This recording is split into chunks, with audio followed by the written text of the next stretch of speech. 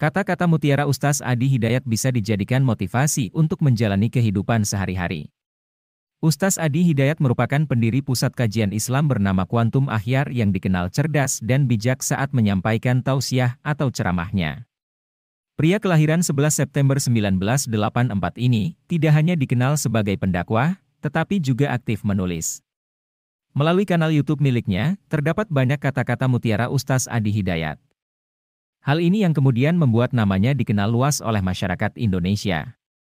Ustaz Adi Hidayat kerap memberikan kata-kata mutiara yang menyejukkan hati. Kata-kata mutiara Ustaz Adi Hidayat berisi tentang ajaran-ajaran agama Islam yang bisa dijadikan pedoman hidup.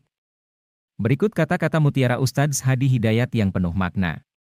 Sebelum lanjut jangan lupa untuk dukung channel ini dengan like, komen, dan subscribe. Terima kasih, mari kita lanjutkan.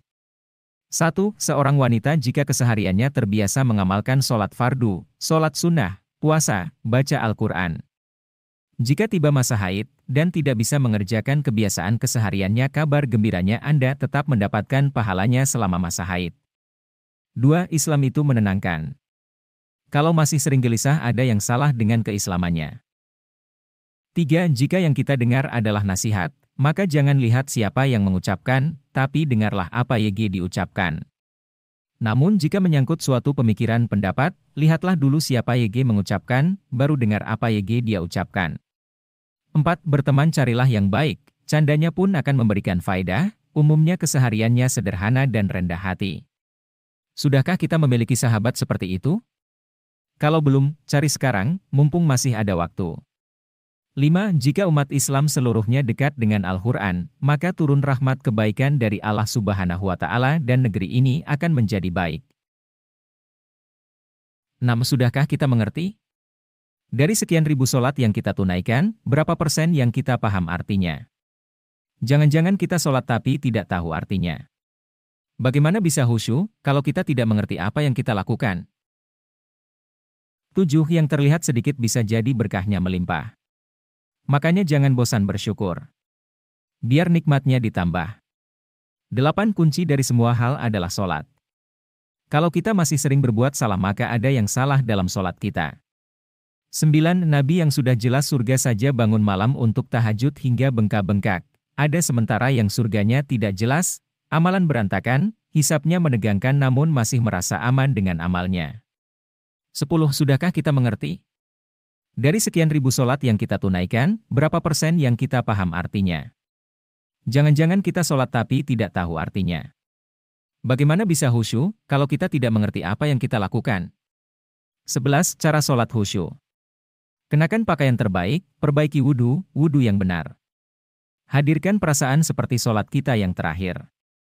12. Kalau tidak bisa bersaing dengan orang soleh dalam memperbanyak amal, maka bersainglah dengan para pendosa dalam memperbaiki diri. 13. Ketika seseorang mendapatkan ujian yang mengguncang jiwa, maka itu tandanya Allah ingin menaikkan derajat keimanan orang tersebut ke level tingkatan iman yang lebih tinggi. Maka berbahagialah.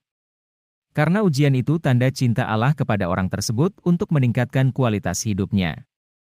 14. Hidayah bukan hanya diberikan untuk orang yang tidak beriman saja, tapi Allah berikan hidayah pada orang yang beriman juga untuk menguatkan imannya. 15. Kalau pengetahuan Anda mau ditambah oleh Allah, mudah dalam belajar, kuat dalam ingatan. Tingkatkan takwamu kepada Allah maka Allah akan ajarkan Anda pengetahuan. Allah sentiasa makbulkan doa kita. Cuma cepat atau lambatnya. Jika sholat ditunaikannya lambat jugalah Allah makbulkan. 17. Lawan dari kaya adalah cukup, bukan miskin. Jadi sebetulnya ketika Allah menciptakan kita, rizki kita cukup, tidak ada yang miskin. Yang menjadikan kita miskin itu perasaan kita yang tidak pernah cukup. Dan bahwasanya Dia yang memberikan kekayaan dan memberi kecukupan. Jika ada yang lalai diingatkan, karena surga terlalu luas untuk sendirian. 19. Jaminan Allah bagi orang yang sholat tahajud. Disukseskan karir, dimudahkan pekerjaan. Dibimbing mengawali aktivitas. Diberikan solusi terbaik ketika terkena masalah. Ditolong Allah tanpa perantara. 20. Tidak ada status apapun di dunia yang memengaruhi seseorang masuk surga. 21. Kalau Anda mendapatkan tingkat kekayaan dan merasa kaya dengan itu, Anda belum bebas dengan persyaratan masuk surga. Belum tentu harta menjadi jaminan masuk surga. 22. Syarat masuk surga bukan harta dan kedudukan, tetapi adalah keimanan dan amal saleh.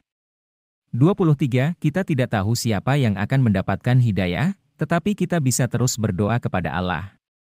24. Orang yang beriman pasti beramal saleh. 25. Mencaci itu tidak akan menambah kemuliaanmu, dan tidak pula membuat yang kau caci berkurang keburukannya. Terima kasih yang sudah nonton dan subscribe.